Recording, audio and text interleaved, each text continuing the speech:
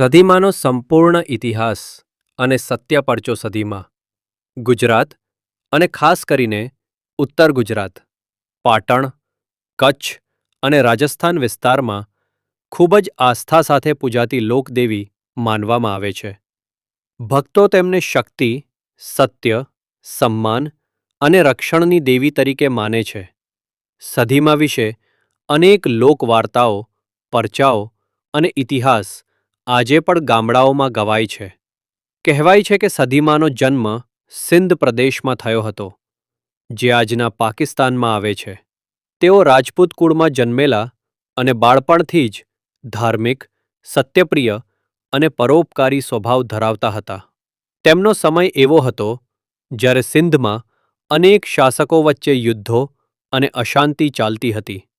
લોકો પર અત્યાચાર વધતા જતા હતા. સદીમાં હંમેશા ગરીબો, દુખિયાઓ અને નિર્દોષ લોકોની મદદ કરતા. હમીર સુમરો અને સદીમાં લોકકથાઓ પ્રમાણે તે સમયમાં સિંધ પર હમીર સુમરોનું પ્રભુત્વ હતું. હમીર સુમરો સત્તાશાળી રાજા હતો, પરંતુ અનેક વાર્તાઓમાં તેને અહંકારી અને જુલ્મી તરીકે દર્શાવવામાં આવે છે. કહેવાય છે કે હમીર સુમરો સદીમાના સૌંદર્ય અને તેમની લોકપ્રિયતા વિશે સાંભળીને તેમને પોતાના મહેલમાં લાવવા ઈચ્છતો હતો. પરંતુ સદીમાએ પોતાના આત્મસન્માન અને ધર્મ માટે તેની સામે ઝૂકવાનું સ્વીકાર્યું નહીં. જ્યારે પરિસ્થિતિ અત્યંત કઠિન બની ત્યારે સદીમાએ પોતાના પરિવાર અને ભક્તો સાથે સિંધ છોડવાનો નિર્ણય કર્યો. સિંધથી પાટણ સુધીની યાત્રા સદીમા પોતાના ભક્તો સાથે રણ, જંગલ અને અનેક મુશ્કેલ રસ્તાઓ પાર કરીને ગુજરાત તરફ આવ્યા. કહેવાય છે કે તેમની યાત્રા દરમિયાન અનેક ચમત્કારો થયા. જ્યાં લીમડો ન હતો ત્યાં લીમડો પ્રગટ થયો. ભૂખ્યા લોકોને અન્ન મળ્યું. જે પણ મા સદી જોડે અરજ કરે છે તે અવશ્ય પૂર્ણ કરે. મા સદી ભક્તોની રક્ષા અજાણી શક્તિથી થતી રહી. આ કારણે લોકો તેમને જીવન શક્તિ માનવા લાગ્યા. આખરે તેઓ પાટણ વિસ્તારમાં આવી સ્થાયી થયા.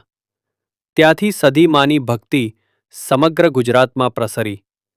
ત્યાર પછી ગાંધીનગરમાં આવેલું એક ગામ પેથાપુર, ત્યાં વસેલા રાઠોડ પરિવાર સદીમાને બહુ માને છે.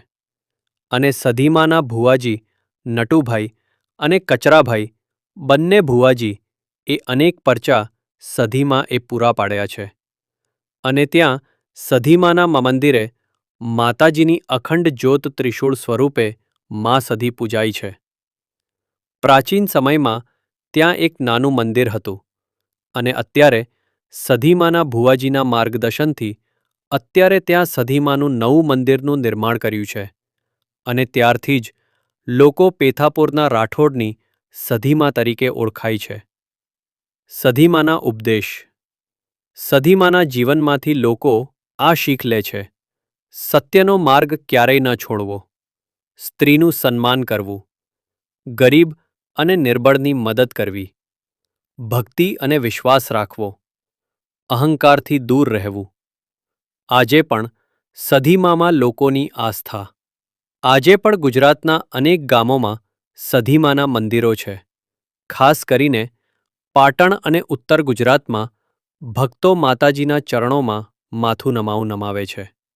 નવરાત્રિ અને વિશેષ મેળાઓ દરમિયાન હજારો લોકો દર્શન કરવા આવે છે. ઘણા ભક્તો માનતા હોય છે સાચા દિલથી પ્રાર્થના કરવાથી સદીમા આજે પણ પરચો આપે છે. સદીમાની ગાથા માત્ર ચમત્કારની વાર્તા નથી, પરંતુ સત્ય, આત્મસન્માન, ધર્મ અને ભક્તિની પ્રેરણાદાયક કથા છે. તેમના જીવને બતાવ્યું કે મુશ્કેલ સમય આવે તો પણ સત્ય અને સંસ્કારનો માર્ગ ક્યારેય છોડવો નહીં.